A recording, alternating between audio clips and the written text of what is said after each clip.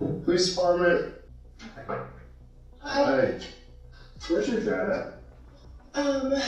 I'm not sure. He only comes by every couple of weeks, and You might as well come in and check and make sure he's not here. it's a mess. You don't care. That's fine. Monroe's Police Department, search warrant. Whoa! He's in there. I'll ask you, is Bill dead in that house and you covered it up? Aware. What do you mean, not that you're aware of it? Did he crawl over in the house somewhere? I have no knowledge of him dying in that house.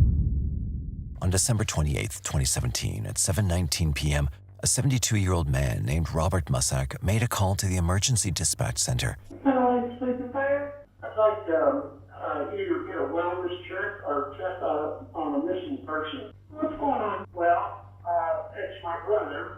I've been trying to call him for over 2 weeks and he's never returned my call. Okay. And this has never happened before? No, not that I know Okay, what's your brother's name? of. William And his last name? Musak. Robert told the dispatcher that his brother, Bill Musak, hadn't been answering his calls and messages.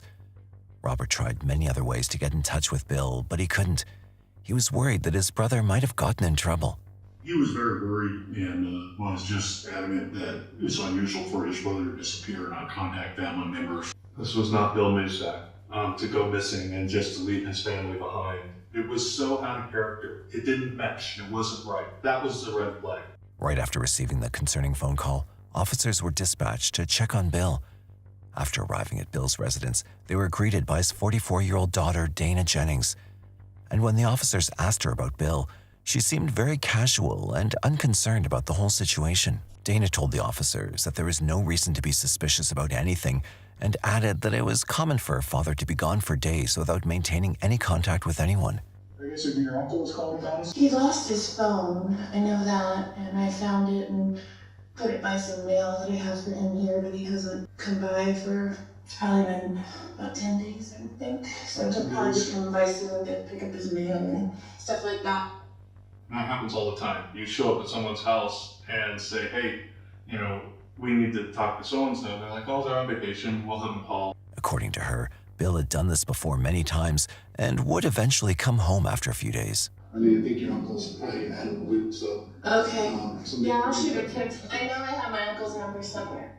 So the officers left and never recontacted brother after he made the initial report. Usually that would end it right there.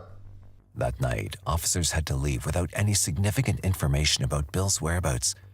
At that point, they were relying on Dana's seemingly believable explanation about the situation. But even in that short meeting with Dana, officers could tell there was something off about what she told them. While the detectives were busy devising a strategy to go forward with this case, they received a call from another concerned member of Bill's family. This time, it was his son, Brian. Brian lived in California with his wife, Sherry, and because of the distance, Brian would always make sure to keep in touch with his father, Bill. But it had already been almost 20 days since he last spoke to Bill. Brian said that this was the first time this had happened, and it was not common for Bill to just disappear and cut off all contact with his family. I would talk to him probably 5 or 6 days out of the week. Sometimes there'd be maybe a day here or there that would go by, but we pretty much always kept contact with each other. There's just no reason why he would just disappear like that. It was very upsetting because we didn't know what the heck was going on. We were over here in California, 1,000 miles away. We didn't want to tell too many people about what's going on because we didn't know what was going on. And right after this, Bob contacted the police again, asking if there was anything the officers had found out about his brother. After giving it further thought, Bob decided that it was time to officially file a complaint. They actually got an officer complaint from the brother who had called my office to say that the officers never got back in touch with him. I want to file a missing persons report. I don't know what the deal is, but we're just suspecting that something's wrong. That's all I know. But he started getting those multiple calls like that. This was adding up the more than just, run-of-the-mill missing person case. While Dana had assured the officers that she'd contact Bob and let them know about Bill, she failed to do so. This raised concerns and put more suspicion on Dana. And the very next day, on December 29th, 2017, officers visited Bill and Dana's house again. The night shift officers obviously weren't there anymore. So Officer Brandt went out and made another contact with Dana. I go straight to the house and knock on the door and wait a little while, and she answered to me through the door. Police department. Hi. Where's your dad at? I'm not sure. He only comes by every couple of weeks and picks up mail and stuff. He's been spending a lot of time up in the mountains with a girlfriend or a friend like that. She said that he had left a couple weeks prior, that he had actually left his phone at the house and told her that he was going to the mountains to go camping with his girlfriend. You don't have an address? I don't even know the girl's last name. I know her name's Martha. That's all he's ever texted me about or talked to me about. This time, she gave the officers a name, Martha, Bill's girlfriend. Dana said there was a possibility that Bill was vacationing with his girlfriend. The fact that the officers were here just the previous night and Dana didn't inform them about Martha seemed quite odd. They needed to figure out what was truly going on. Something inside me said that I needed to not only talk to Dana, but get into that house. Maybe to set my own mind at ease, as well as the family's. You mind if I come in and check and make sure he's not here? Yeah, to be honest. I don't care. That's fine. As soon as you walked right in the door, you could smell something. It stunk. I haven't been able to do anything. Dana Jenkins told him that the toilet had flooded and backed up, and that was the smell of sewage. The house was incredibly cluttered. You couldn't even walk through without stepping on things, clothes, other items. Looking in and around the house, officers learned that Bill drove a white pickup truck, which was still parked in the driveway. When they asked Dana about this, she simply said he left the truck behind because Martha used to drive them around quite often. I noticed that all his cars were there, or there was 3 cars at the house at the time. The truck was there. How does he usually get to where he's going? He has cars, but he asked me to have my mechanic come by to take him to work on. So, sometimes the girl he's staying with comes and picks him up. She said he disappeared with his girlfriend, and I don't know her, and I don't know where he went. While the officers were already stunned looking at the terrible condition the house was in and wondered how Bill could have lived there, Dana told them something even more shocking. Where's his room? Does he have one okay? Not really. No? No. Okay. Also, we have my massage table and he's here. The massage table was covered in clothes, and they were piled probably about 2 to 3 feet high. It's his house. For him to sleep in a lazy boy or on a massage table in the middle of a living room is kind of odd. Bill, not having his own room and sleeping on a massage table in his own house, seemed cynical to the officers. There was definitely something going on in the house, and it was clear that Dana was trying her best to hide it. When the officers did a more thorough search of the house, they noticed something that added another layer of mystery to Bill's disappearance. Even though everything they learned while searching the house hinted toward foul play, without any solid proof, there wasn't much the officers could do at that point. With a sinister feeling lurking inside, they left Bill's house, asking Dana to contact them if he showed up. All right, well, I guess if he shows up, have him call. Do you have should I call somebody specific or just call the police? Have him call the brother. Okay. And call the police department. It was starting to just snowball for me, where I was starting to get a little bit different feeling. When he got back to the PD, he wrote his report, and then we talked about it, and he's like, I just didn't feel comfortable. There's something going on. I tried to assume that, okay, what's the worst case scenario we're dealing with here? We ran Bill through our computer system through CCIC and CNC to see if he'd been stopped or arrested anywhere. We started checking hospitals. We weren't able to find anything. Sadly, days went by, and yet there was no news about Bill. Based on past similar disappearance cases, the chances of finding Bill well and alive were thin.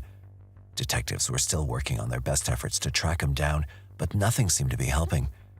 But on January 3rd, 2018, just when all hope seemed to be fading away, a crucial tip came in from a nearby police force. The Northern Police Department had contacted me and said that Northern Police got contacted by a laundromat owner that said that a woman had come in with some bloody bedding The detectives from the Northland Police Department said that the suspicious event took place on December 8th, 2017, the same time around which Bill was last heard from. We contacted the manager of the laundromat. We identified who we were, and that we wanted to know what their employee had seen and what was said. They actually called the employee, and we talked to the employee. Someone had washed a bunch of blankets that possibly had blood on them. And shoes that had blood on them. And because of the amount of blood on the clothing and their shoes, there would have been something getting dismembered. This much blood, a laundromat. It was very suspicious. This new piece of information painted a sinister picture of what might have actually happened to Bill. The detectives thought that they were finally headed in the right direction and might even be getting closer to finding out what happened to Bill. To learn more about the laundromat incident, detectives acquired the CCTV footage to look for any familiar faces in the frame. Sadly, they were in for a shock. We were able to obtain a video from the security camera in the laundromat of the individuals involved in that. The video wasn't really great, you couldn't tell, but it didn't match anybody that we'd interviewed. We weren't able to identify any of them. Once we started looking at it, we could link nothing back to our case whatsoever. I didn't want to leave those stones unturned, but this is just one of those random occurrences that happened to happen in the middle of our investigation. So we turned it back over to Northland and let them run with it. Hoping to find Dana in that CCTV footage from the laundromat and catching her red-handed, detectives learned that the whole incident was completely unrelated to Bill's disappearance. On top of that, it was merely a coincidence that it occurred around the time Bill was last heard from. And once again, the detectives were back at square one. Busy planning their next move going forward in the case, detectives were reminded of a potential suspect that Dana mentioned in her initial interview, Bill's alleged girlfriend, Martha. Taking all possibilities into consideration, detectives thought that perhaps Martha had something to do with Bill's disappearance. They decided that it was time to bring Martha in for questioning. She said that he had gone to the mountains with his girlfriend. Who knows? Bill could have been at Martha's house with her. And just, for whatever reason, I don't want to have contact with people right now. We were able to get Martha's phone number from Bill's niece. Later that same day, detectives were able to track Martha down and bring her in. She told the detectives that she didn't know where Bill was and she hadn't seen him for a while. When asked about her relationship with Bill, Martha's response was in contrast to what Dana had told the detectives. Dana had believed that William was actually with Martha. Martha kind of confirmed it. No, they weren't together. They were just really good friends. They weren't actually dating. They worked together and they would go do stuff together. She owned a property in the mountains, a 5-acre property that was like a campground. They could go up there and go camping at any time. While Martha did own a property where she'd often go camping with Bill, she said that she hadn't been there in weeks. Additionally, Martha told the detectives that the last she heard from Bill was in early December. Martha had reached out to William about joining her for a Christmas party. December 9th was the day of the Christmas party. And Bill's a punctual, reliable guy. He didn't show up and he didn't call Martha. She indicated he was not in regular communication with her anymore, and that was out of character for him. After sitting down and talking to Martha, we were able to say, no, he's not there. He's not in the mountains with Martha. Verifying Martha's statements about Bill, the suspicions surrounding her began to diminish. And so, once again, all eyes were back on Dana. Detectives returned to the Mussack home to talk to Dana, but were shocked when she claimed that she'd finally made contact with her missing father. I did go back a second time, and I asked her, do you mind filling out some written statements so that we can maybe figure out where Bill is gone? And she said she'd fill them out and call me back on a later date. And we asked, have you talked to Bill at all? And she said she left the rent money on the counter and it was missing. So he must have come back to the house. During that time, according to her, Bill picked up his phone. The detectives found it difficult to believe anything she said, especially with her unusually casual attitude.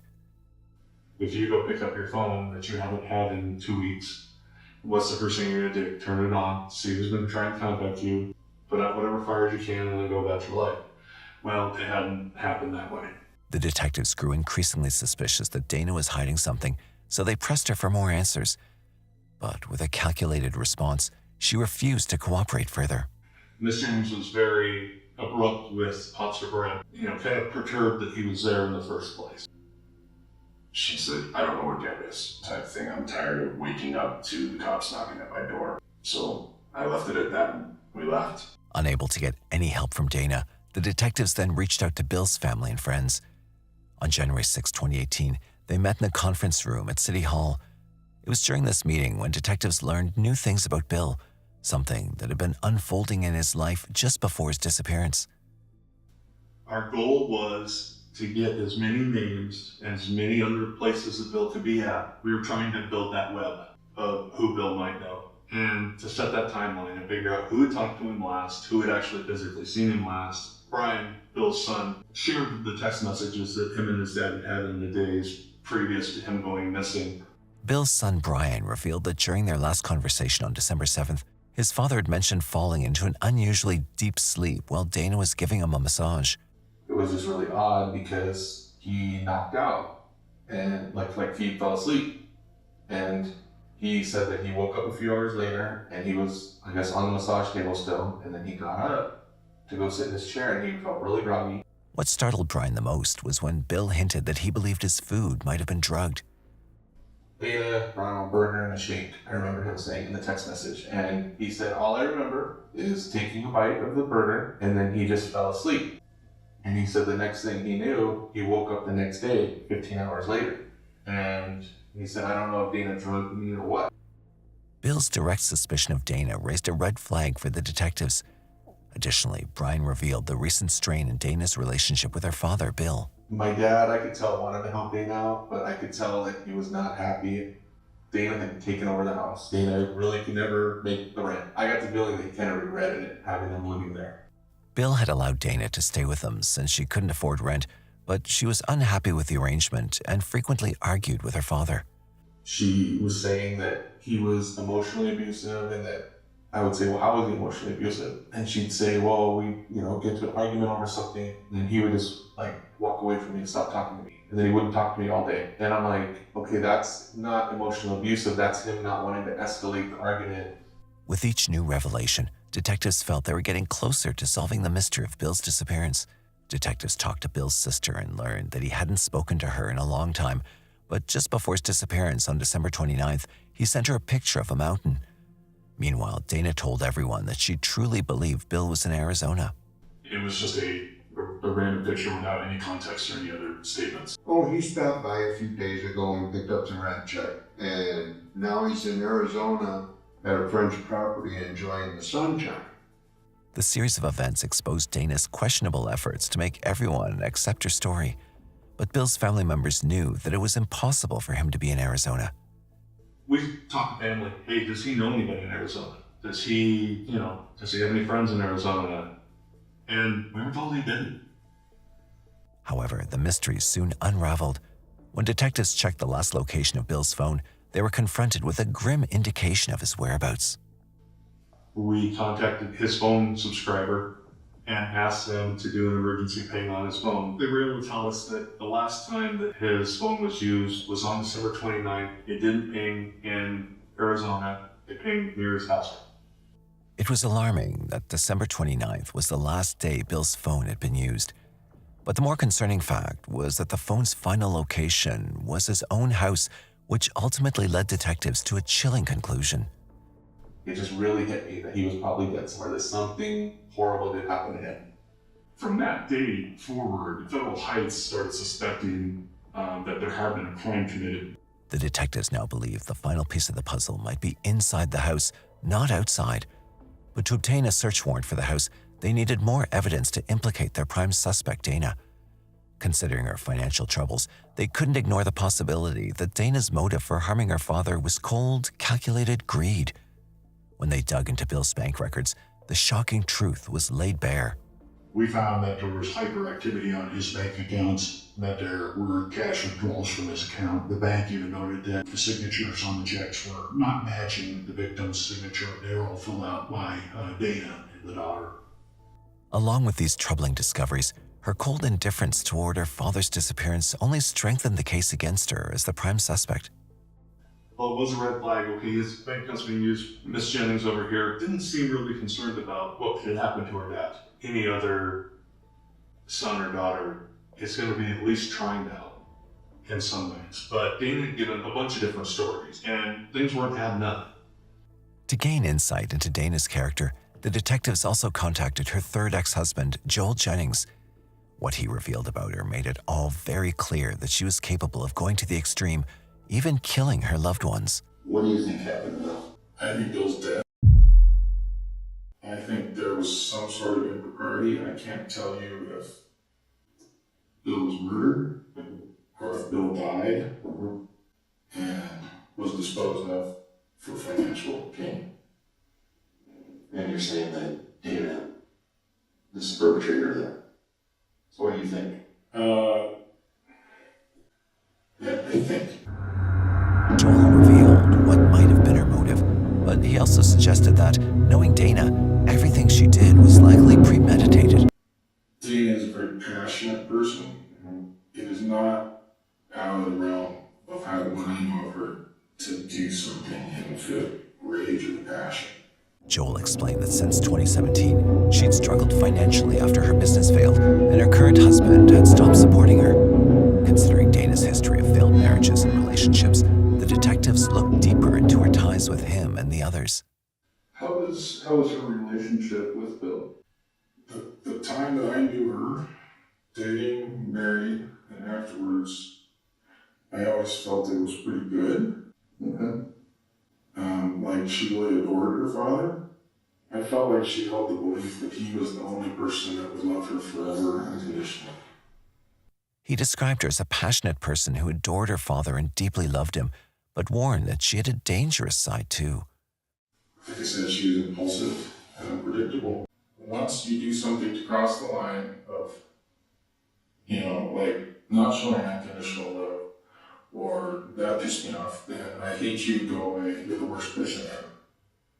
With all the evidence gathered, they finally obtained a search warrant for Bill's house. We suspected something happened, but we had no idea. That search warrant of the house was the only step left, other than just putting it into a cold case. At this point, detectives had no idea that the worst was yet to come. On January 10th, 2018, they executed the search warrant. While a team meticulously searched the house, detectives persuaded Dana to come to the police station to assist with the case. We played the very cordial, hey, we're just here, we're looking for your dad. Would you mind coming down to the police department, help us out? She was very jovial, she joked, she laughed with us, she didn't seem concerned. During the interrogation, when the detective asked her about her father's disappearance again, she surprisingly shifted the blame to her father. Trying to learn about him so that they didn't figure out where he's at, Does he have to be found if he doesn't want to be? Or am I going to continually be talked to the police until he does, or?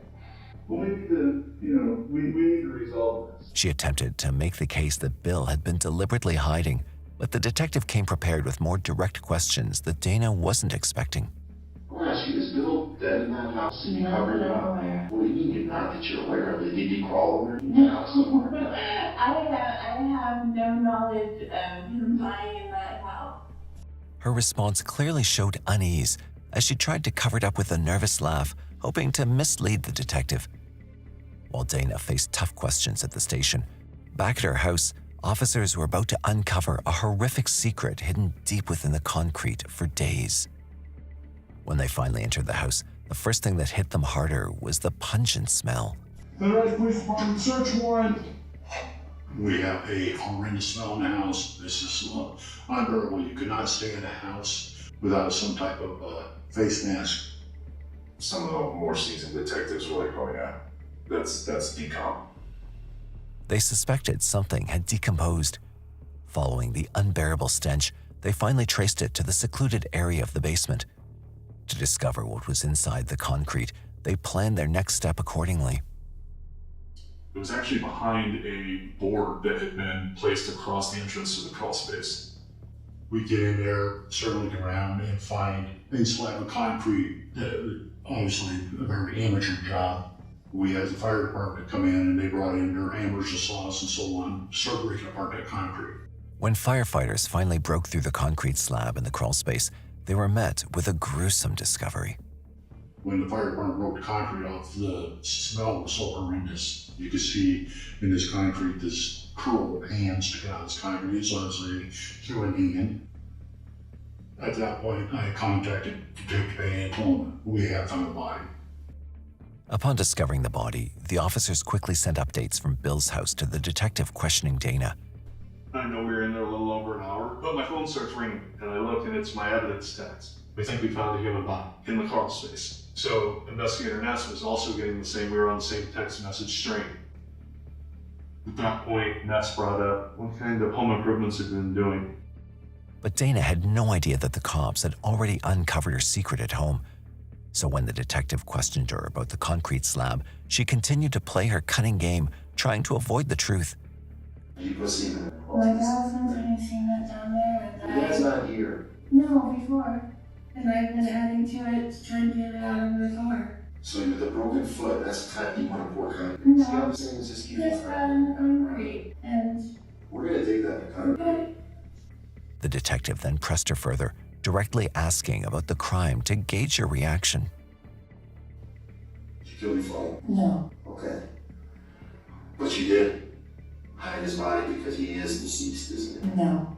And now they're in the process of digging that semen up for what they just I'm told. guessing this is why you guys for terrible. Okay. Feeling cornered by the question and knowing that answering could land her in deeper trouble, she invoked her legal rights and requested an attorney before saying anything further. Unfortunately, the detective had to end the interview there without getting a confession. However, with enough evidence in hand, they were ready to arrest her on charges of first-degree murder and tampering with a human body. Throughout the investigation, she showed no remorse for killing her father. Even when told she'd be arrested, her reaction was cold and emotionless, just like a hardened criminal. David, we found a body in your house. At this time, you're under arrest for concealing a dead body. You need to stand up. You need to stand up. You can go with this officer. She acted as if she didn't know her father was dead, pretending to hear it for the first time. However, by denying everything, she might have hoped to find a legal way out, but she had no idea what fate awaited her. After the body was found, an autopsy was conducted, which revealed the haunting details of Bill's last moments. Surprisingly, the body showed no signs of blunt force trauma or stab wounds, suggesting the possibility that he'd been poisoned. But when the standard toxicology report came back negative, it only deepened the mystery surrounding the cause of his death. In search of answers, detectives examined Dana's phone and laptop for any clues, and that's when they uncovered something highly suspicious. We did find some suspicious Google searches on December 9th. She was looking up how long it takes bodies to decompose. The key discovery was the Google search history, which included searches for acipromazine, an animal tranquilizer. I get back on my computer and pops up it's a horse tranquilizer. She had done some research online and ultimately ordered the acipromazine from eBay in late November. Suspecting acipromazine as the murder weapon, detectives conducted more tests on the body, and the results led to a chilling conclusion. I called up the coroner's office and I said, we need a test for acipromazine. Ultimately, they found acipromazine in his system. It was a dose that would have been an appropriate dose to tranquilize several horses. His respiratory system slows down, his heart slowed down, he stopped breathing, and eventually he goes comatose and then dies. The discovery significantly strengthened the charges against Dana. On July 8, 2019, during the trial, Dana insisted that her father's death was nothing but a tragic accident, despite the overwhelming evidence against her.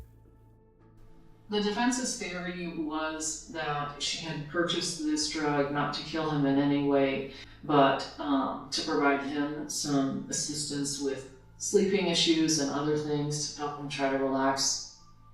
This was an accidental overdose that she just simply overdid it. And afterwards, she didn't know what to do. And admittedly, I think they argue that, yeah, she made a bad choice and put the body in the basement. However, her fabricated story couldn't hold up in court. On July 15, 2019, the court found her guilty of both first-degree murder and tampering with the human body, sentencing her to life in prison without the possibility of parole.